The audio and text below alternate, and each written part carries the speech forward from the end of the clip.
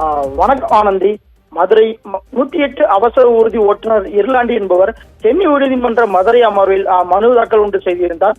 அதில் எதிர்க்கட்சி தலைவர் எடப்பாடி பழனிசாமி அவர்கள் வேலூர் மாவட்டம் மக்களை காப்போம் என்ற பெயரில் பிரச்சாரம் மேற்கொண்ட போது பிரச்சாரத்தின் போது வேலூர் மற்றும் திருச்சியில் அதிமுக 108 அவசரகால ஓட்டுநர் பணியாளர்களை தாக்கியதாக அதில் தெரிவித்திருந்தார். எனவே தமிழ்நாடு முழுவதும் உள்ள 108 ஆம்புலன்ஸ் ஓட்டுநர் மற்றும் அவசர மருத்துவ தொழில்நுட்ப ஊழியர்களுக்கு போதுமான போலீஸ் பாதுகாப்பை வழங்குவதை உறுதி செய்ய வேண்டும் என்ற மனுவில் கூறியிருந்தார் ஆனந்தி.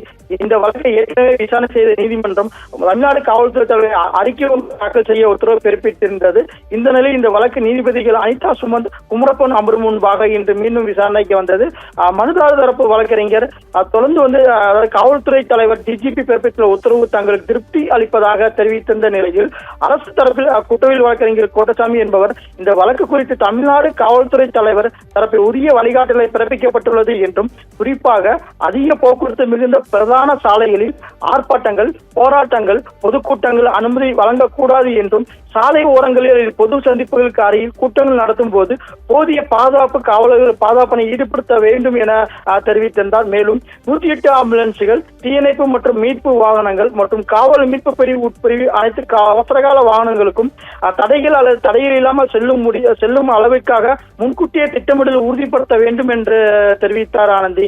இந்த வழிகாட்டு முறையாக கடைபிடிக்கப்படும் என்று தெரிவித்திருந்தார்.